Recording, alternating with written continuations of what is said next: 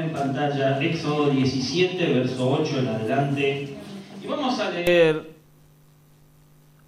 un trozo de la historia del pueblo de Israel en el desierto. Dice así, ¿lo tienen? Entonces vino a Amalec y peleó contra Israel en Refidim. Y dijo Moisés a Josué, escógenos varones y sal a pelear contra Amalec. Mañana yo estaré sobre la cumbre del collado y la vara de Dios en mi mano. E hizo Josué como le dijo Moisés, peleando contra Amalec, y Moisés y Aarón y Hur subieron a la cumbre del collado. Y sucedía que cuando alzaba Moisés su mano, Israel prevalecía, mas cuando él bajaba su mano, prevalecía Amalec. Y las manos de Moisés se cansaban, por lo que tomaron una piedra y la pusieron debajo de él, y se sentó sobre ella, y Aarón y Hur sostenían sus manos, el uno de un lado y el otro de otro. Así hubo en sus manos firmeza hasta que se puso el sol. Y Josué deshizo a Amalec y a su pueblo a filo de espada. Y Jehová dijo a Moisés, escribe esto para memoria en un libro, y di a Josué que raeré del todo la memoria de Amalec de debajo del cielo. Y Moisés edificó un altar, y llamó su nombre Jehová Nisi. Y dijo, por cuanto la mano de Amalec se levantó contra el trono de Jehová, Jehová tendrá guerra con Amalec de generación en generación. Hasta aquí el texto. Historia que conocemos. Éxodo significa camino hacia afuera o salida. Y el pueblo del Señor en ese momento no era un pueblo de guerra. No era un pueblo de guerra, ni mucho menos. No contaba con guerreros. No contaba con un ejército. El pueblo de Israel en ese momento estaba acostumbrado a hacer ladrillos y todos los trabajos pesados que le habían impuesto los egipcios. Eran esclavos y no sabían hacer otra cosa que trabajar. Era un pueblo sumamente subyugado y oprimido al extremo cuando estaba en Egipto. Y el Señor en un momento escucha el clamor, la desesperación, ese dolor que ellos tenían. Y el Señor llama a Moisés, lo prepara, capacita y lo envía a liberar a su pueblo. Y aquí tenemos una primera reflexión. Dios nunca, mi hermano, te va a enviar a hacer algo sin antes tratar contigo. Él no te va a enviar a hacer algo si primero no te prepara, no te capacita para después enviarte a hacer la tarea que Él quiere que hagas. O sea que no tengas temor si Dios te pide que hagas algo. No seas un Moisés que se llena de excusa en un momento para no hacer lo que Dios le estaba pidiendo que hiciera. Pero Dios le da todas las respuestas a cada una de sus excusas. Y a Moisés no le queda otra que decir, bueno, listo, estoy frito, pero voy. Dios siempre te va a preparar, Dios siempre te va a capacitar. Y una vez que vos estés listos, Él te va a enviar a liberar a su pueblo. Ahora, ¿vos podés poner excusas? Sí. Muchos de nosotros fuimos durante muchos años los reyes de las excusas. Pero llega un momento en que ya no hay excusa que valga. Dios quiere que hagas lo que te dice a través de su Espíritu que tenés que hacer. Y te tenés que rendir, no te queda otra. Porque te preparaste, Él te ha capacitado y lo único que queda por hacer es ir a hacer lo que debemos hacer. Amén. Y eso fue lo que pasó con Moisés. El Señor lo llamó, lo preparó, lo capacitó y le dijo, anda a liberar a mi pueblo. Dios nunca nos va a enviar a hacer algo sin antes tratar personalmente con cada uno de nosotros. Amén. Dios le dice a Moisés que llevara al pueblo al mismo lugar donde él había tenido un encuentro con el Señor, o sea, en el desierto. El pueblo salió de Egipto, muy bendecido realmente, tan bendecido que los egipcios dieron de sus riquezas al pueblo con tal de que se fueran, y no querían más plagas que les azotaran. Terminaron diciendo, váyanse por favor, no se queden más un minuto acá, y es más, tomen, les damos por si necesitan en el camino. Y se fueron bendecidos, se fueron enriquecidos, se fueron con lo que nunca habían tenido en sus manos. Yo estoy seguro que ellos a veces, supongo que no sabían lo que era un diamante, lo que era un zafiro, lo que era una piedra preciosa, no conocían lo que era el oro ni lo conocían la plata, porque nunca lo habían visto, eran esclavos, solo conocían el barro, la paja y la comida que pobremente comían todos los días. Así que el pueblo se va rico, bendecido de Egipto. Y el pueblo vio con sus ojos, maravillados, como el Señor peleó junto a ellos, como el Señor los defendió, como el Señor luchó, como el Señor se manifestó a través de las 10 plagas para que Faraón cediera y le dijera, váyanse. En el capítulo 14 de Éxodo, cuando el pueblo pasó al otro lado del Mar Rojo, después léalo en su casa, y canta victoria diciendo, vamos todavía, salimos de Egipto. Ellos pensaron en ese momento que todo ya iba a estar bien, que ya había terminado, que ya iban a estar en paz, que iban a tener una nueva vida. Pero ellos pensaban que lo peor ya había pasado. Todo el pueblo estaba agotado, habían caminado.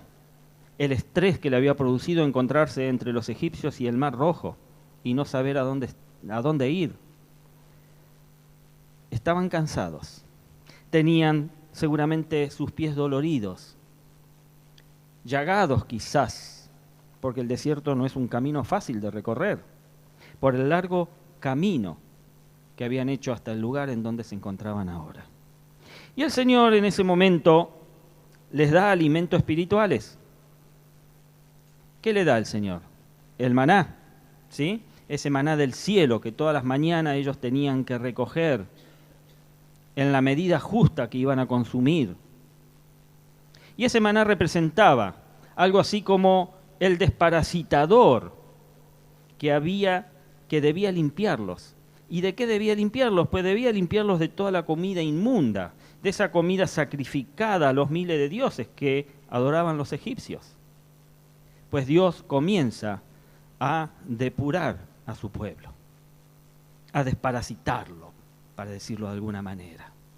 Y les da también, ¿qué cosa? Agua, que hace brotar de una roca en el desierto, la cual tiene la figura de Jesús, la roca inconmovible, esa roca de la cual escribe Pedro en su primera epístola. La piedra que da agua, pues el agua es vida, y Jesús es el camino, es la verdad y es la vida.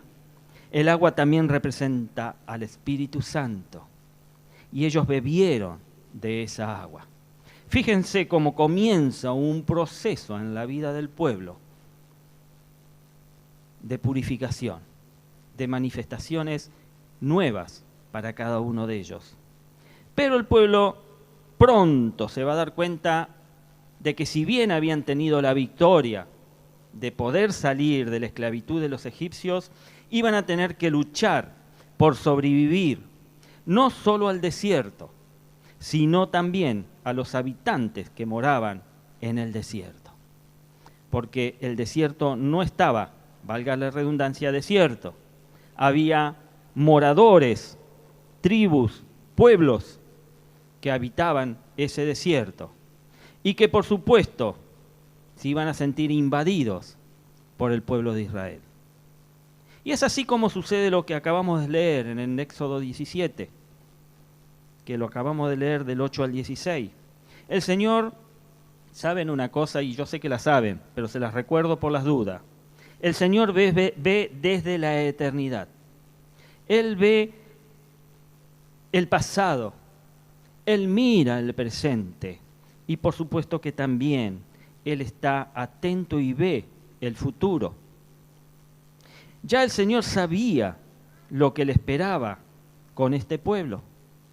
Él sabía que el pueblo de los hebreos no iba a ser un pueblo fácil. Y aún así el Señor los escogió para hacer de ellos una gran nación. A cada uno de nosotros, mi hermano, Él nos ha escogido, a pesar de conocer lo difícil que podemos llegar a ser. Porque Él conoce tu pasado, conoce tu presente y conoce tu futuro. Y Él sabe cómo vas a ser, qué difícil y qué trabajoso para Él podés llegar a ser. Pero aún y a pesar de esto, Él va a hacer de cada uno de nosotros grandes siervos de su reino sobre la tierra. Simplemente tenemos que dejar que Dios actúe sobre nuestra vida. Dejar que Dios trabaje sobre aquello que sabemos que entorpece o que puede molestar el obrar del Señor. Y Dios sabía que este pueblo no iba a ser fácil. Y la noticia de cómo Dios había sacado a su pueblo de Egipto provocó en los demás pueblos que se enteraron de esto, por supuesto, el temor de lo que podía llegar a pasarles. Si Dios contra el imperio egipcio, que en ese momento era un imperio poderoso, a quien nadie se le atrevía a invadir ni a atacar, Dios había hecho lo que había hecho. ¿Cómo no iban a tener temor los moradores del desierto, esos pueblos que estaban allí, y al enterarse de las consecuencias de lo que Dios podía hacer? Dios había provocado consecuencias muy graves en el pueblo de egipcio a través de las 10 plagas que había dado, a tal punto de haber perdido a todos los primogénitos.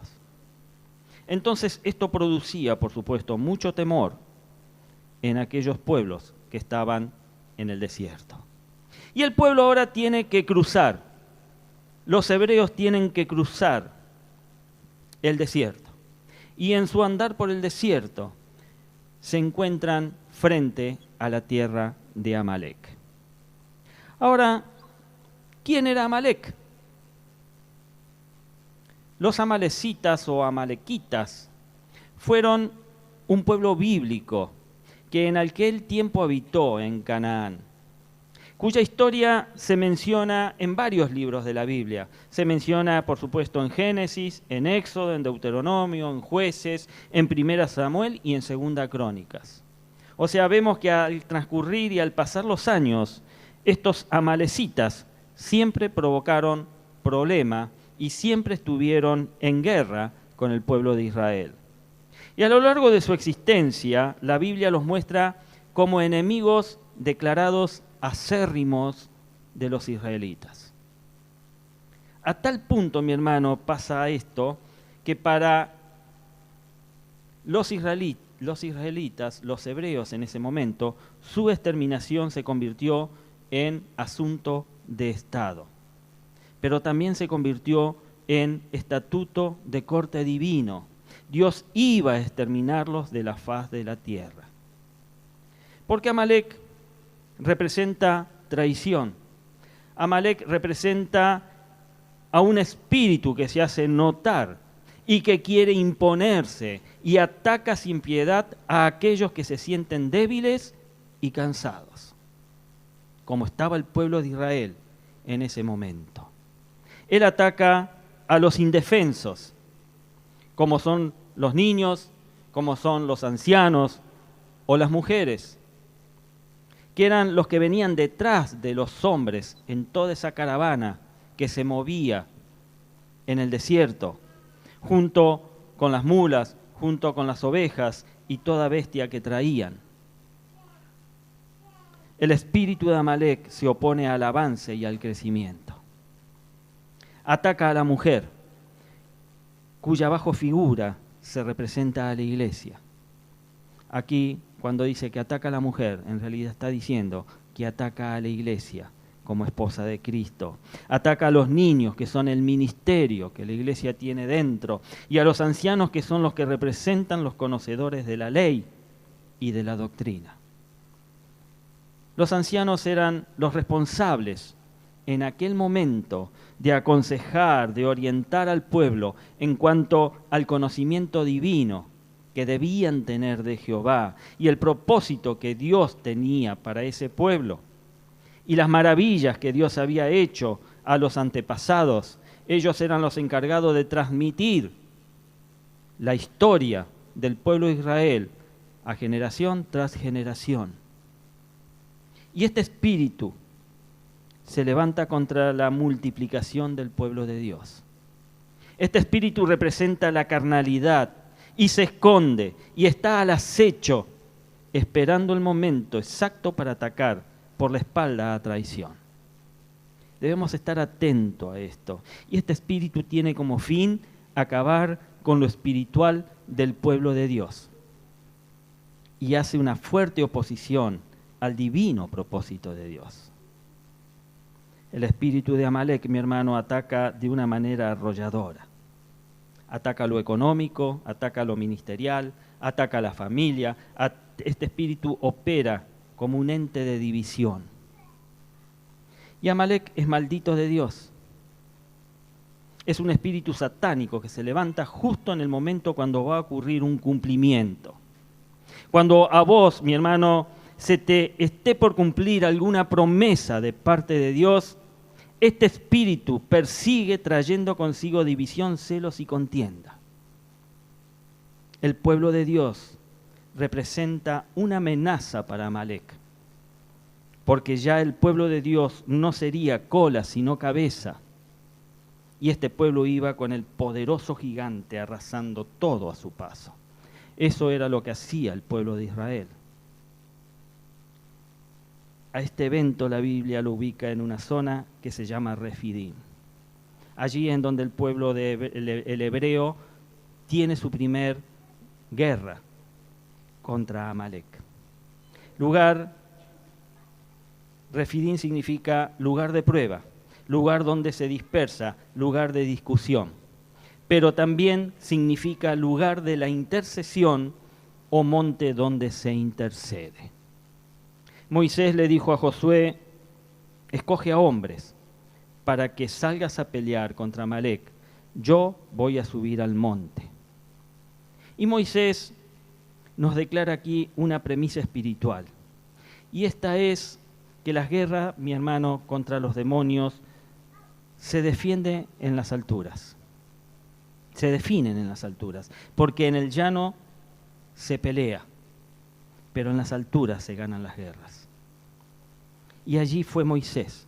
Subió al monte con Aarón, subió acompañado de Hur, su compañero de milicia, con las manos arriba levantadas y la vara de Dios en sus manos.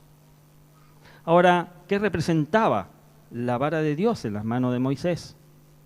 Luego que el Señor transforma lo que Moisés tenía en sus manos en el encuentro que había tenido, esto lo cuenta Éxodo 4, verso 2 al 4, después léanlo en su casa, vemos que Moisés le dice a Dios que cómo le iban a creer, otra de las excusas que ponía Moisés, que cómo le iba a creer que Dios se le había presentado y elegido para sacarlo al pueblo de Egipto.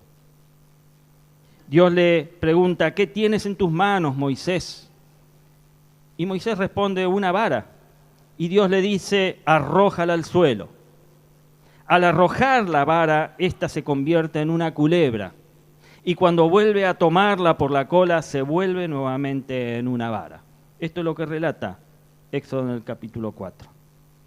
Esta vara representaba, mi hermano, la herramienta que garantizaba el llamado que Moisés tenía. Y subió al monte a levantar manos santas delante del Señor con la vara. Y cuando tú levantas tus manos, ¿usted acostumbra a levantar las manos? ¿Alaba al Señor levantando las manos? Cuando vos estás haciendo eso, le estás diciendo al enemigo que estoy de pie y yo no me rindo ante ti. No me rindo ante los problemas y no me rindo ni me rendiré ante ti. Eso es lo que le decimos al demonio cuando nosotros levantamos nuestras manos. Como Moisés levantaba sus manos, le decía a Amalek, no nos vamos a rendir. Y comenzó la guerra. Amalek quería saquear, Amalek quería robar lo que el pueblo traía. Recuerden que habían salido de Egipto llenos de plata, de oro y joyas preciosas que los propios egipcios les habían dado, además del ganado que también tenían. Amalek quería arrebatar toda la riqueza que el pueblo de Israel en ese momento tenía. Y nosotros debemos tener cuidado, porque el espíritu de Amalek quiere robarte lo que tú portas de Dios. Dios te ha dado cosas. Portamos cosas de Dios y Amalek quiere robártelas. El demonio quiere arrebatarte lo que Dios te ha dado. Debemos tener cuidado con eso. Pero para que esto no suceda, entonces debemos tener ¿qué cosa? Manos levantadas. Manos levantadas. Porque con esta actitud le decimos al enemigo, mira, yo estoy de pie. Voy a luchar, voy a pelear. ¿Y sabés qué va a pasar? Mientras yo tenga las manos levantadas, Dios me va a dar la victoria. Amén. Concluyendo, pase a adoración si quiere. Es por esto, mi hermano, que tus manos deben estar continuamente levantadas delante de Dios. Cuando tengas oportunidad de levantar tus manos delante del Señor, pues no te prives de hacerlo, porque eso te da victoria. Cuando bajes tus manos, que sea para edificar altar, un altar de agradecimiento para el Señor, como lo hizo Moisés, por librarte y darte la victoria sobre el enemigo. Manos levantadas, y si las bajamos, que sea para construir, edificar altar de agradecimiento. Esas manos son las que escribirán la historia que te marcarán a vos. Dios le dice a Moisés, escribe en un rollo todo lo que ha sucedido para que las generaciones sean bendecidas a través de eso. Y tus manos levantadas van a escribir la historia, que te van a marcar a vos y que darán testimonio de tu dependencia de Dios, de que vos dependiste del Señor y de que el Señor te dio victoria. Amén. Mis hermanos, solo venceremos sometiéndonos a Dios en obediencia. Yo no me voy a cansar de decirles a ustedes que si quieren tener victoria, deben ser obedientes delante del Señor, levantando las manos santas con ayuno y oración. No es gratuito esto. Tenemos que sacrificar y sacrificarnos a veces nosotros, muchas veces, para que Dios actúe sobre aquellas cosas que necesitamos y que deseamos. No hay otra manera de obtener la victoria que no es esa. Decirle al que tenés a tu lado, no bajes los brazos. No bajes los brazos. Y si te cansaste, pues vení, búscame, que yo te lo sostengo. Pero no bajes los brazos, porque en manos levantadas tenemos victoria. Amén.